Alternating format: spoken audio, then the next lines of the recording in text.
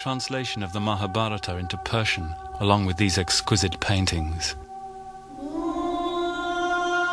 He came to understand that the only way to rule India, indeed any civilization, is with tolerance and pluralism, and increasingly he was drawn to the deepest currents in Indian thought.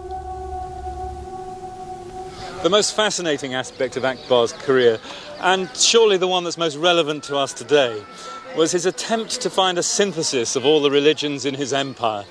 It could only ever have happened, one imagines, in a heady religious climate of India. And it's all the more remarkable because Akbar was brought up a devout Muslim and he was illiterate. His tutors unanimously condemned him as a bad pupil. But impressed by the terrible evils which are unleashed by religious intolerance, and perhaps motivated by political considerations, Akbar summoned holy men from the Hindus and the Jains, the Christians and the Jews, the Zoroastrians, even Mandeans from Persia, along with Sunni and Shia Muslims. And out of their discussions, he attempted to formulate a simple belief in God, a doctrine of right conduct which strangely echoes Ashoka, even though Akbar knew nothing of him, and nor, it seems, of Buddhism.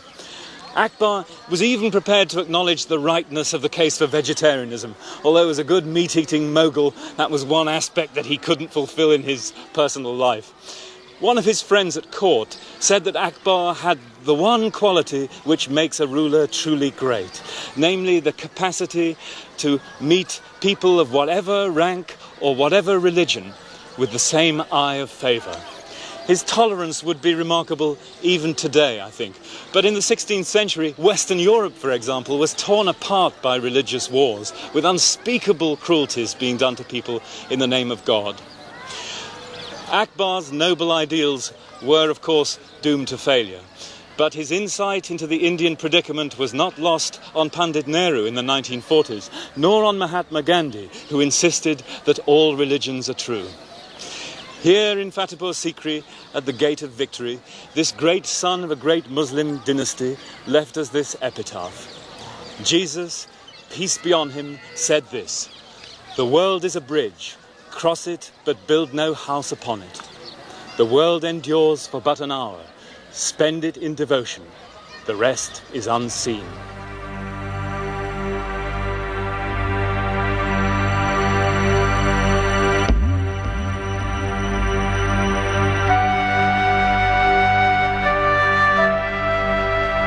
City of dreams was deserted because of lack of water. Today, Fatehpur Sikri lies high and dry on its ridge near Agra.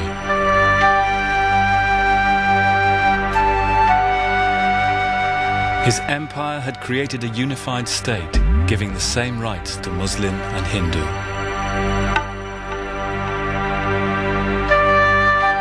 An empire of the sword had succumbed to the empire of the spirit.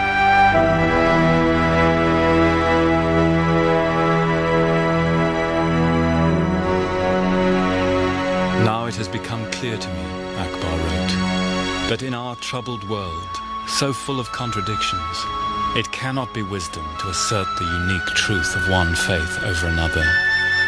The wise person makes justice his guide and learns from all. Perhaps in this way, the door may be opened again, whose key has been lost.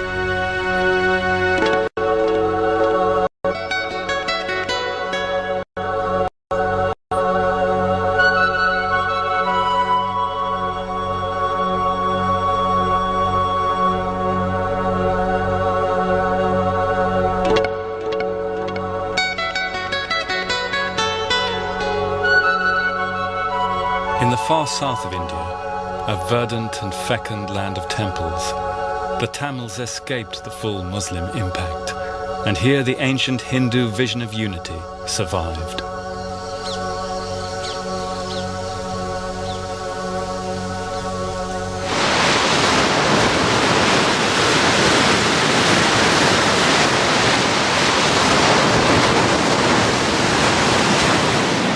From ancient times, the Tamil shore was frequented by Greek and Roman traders. Here, said their poets, beautiful great ships of the Greeks bearing gold came splashing on the white foam to return laden with spices.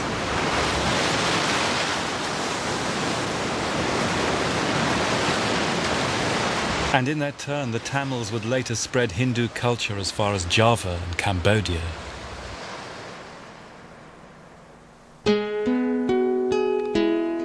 The Tamils left brilliant legacies in poetry, painting and sculpture. But their finest creations were in bronze.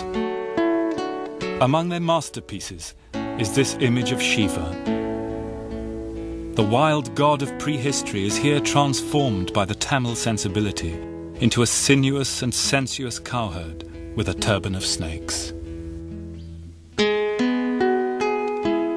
This was cast in one piece in 1011, 400 years before Donatello in Florence. There'd been nothing like it since the ancient Greeks. But perhaps the most beautiful of all Tamil bronzes is this portrayal of the dual nature of divinity, male and female, in one body.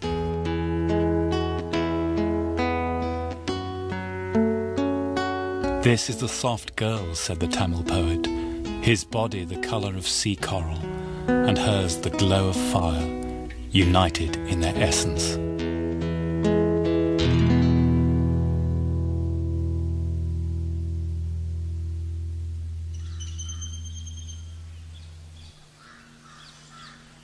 The cultural centre of the Tamils from ancient Greek times was Madurai, the splendid temple with its tall towers, as their poets sang.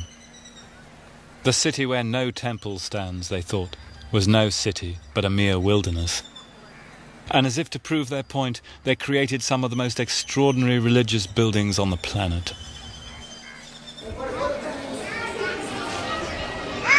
The Tamils exemplify India's search for unity and diversity. They're separate from the north by race and language. Their temples strongholds of loyalty to their own region and culture and local deities. Even their architecture is a testimony to teeming multiplicity of gods, of imagination itself.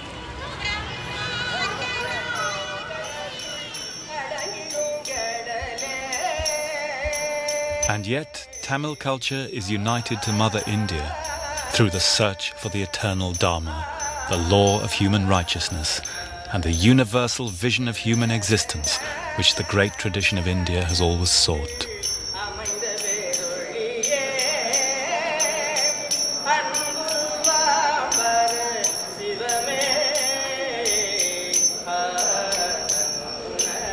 The Tamils have also remained loyal to India's primordial maternal roots.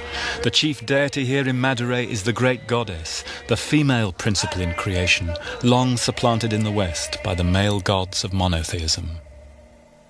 And here, perhaps, lies the solution to the unsolved mystery of Mohenjo-Daro and the Indus cities. For it may be that the dark-skinned Tamils are the distant descendants of that civilization, and in their ancient rituals, at however great a distance, there is a still living connection.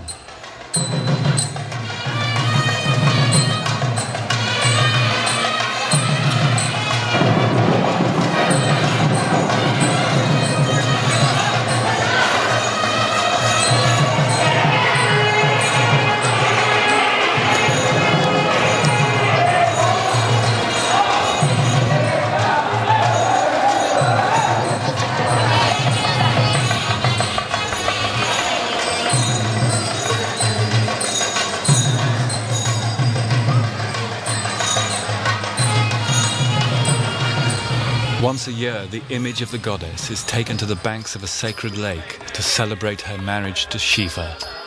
There, she and her consort are serenaded with haunting hymns in Tamil, perhaps the living descendant of the language of the Indus cities.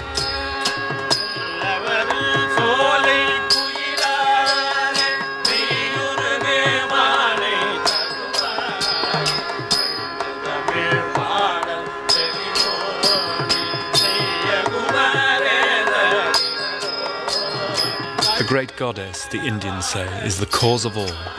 She is peace, all forms of faith, ever in all things, and pervading all creation.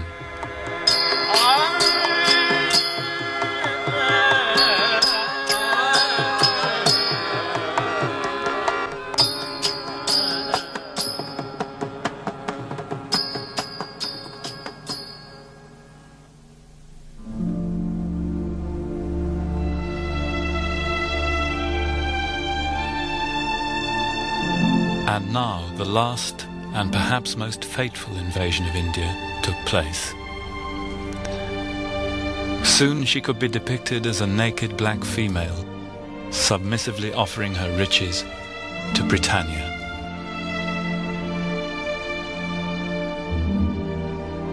India entered the cataclysmic epoch which has left few native cultures of the world intact. The era of colonialism.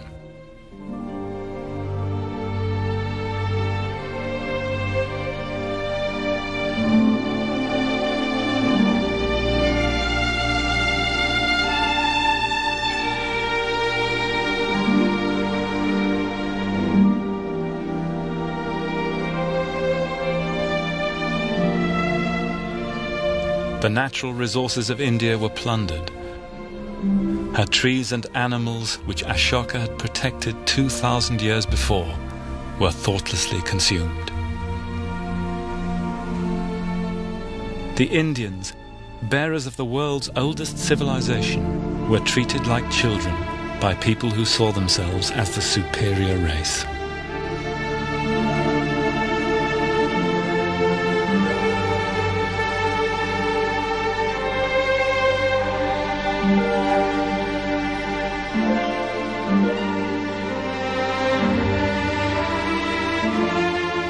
In fantastical costumes and invented ceremonies, the rulers of a small island 5,000 miles away glorified themselves.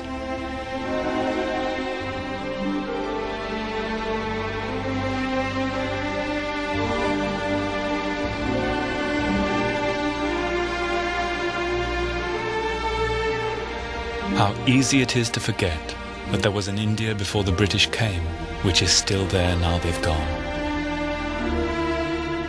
And for all the achievements of the British, their most fateful legacy was to open up India irrevocably to a wider world.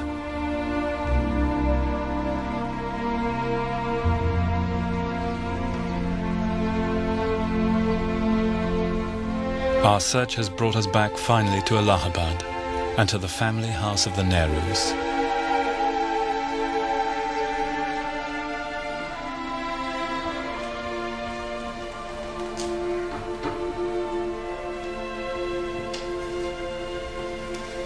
In this room, Indian Democrats met to discuss what India's future path should be.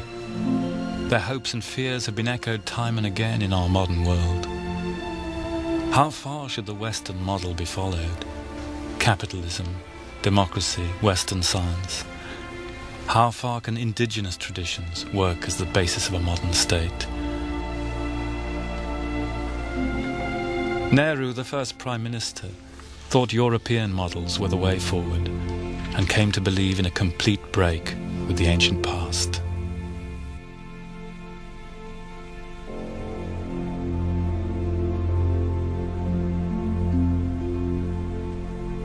His friend Mahatma Gandhi, whose bedroom this is, had faith in India's own path, in self-cultivation, in local economies and village democracy, in Ashoka's principle of non-violence. For him, the greatest legacy any civilization has is simply itself.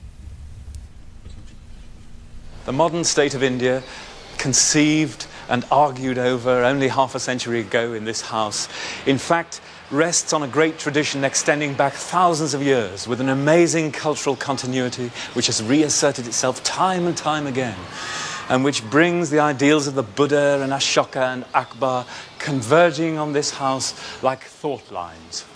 India has been prodigiously gifted and creative in every field of human endeavour. If we were to choose one characteristic legacy, and it would be a Western choice, then perhaps it is that India placed the spiritual quest at the centre of life in the way that no other civilization did. But India also had a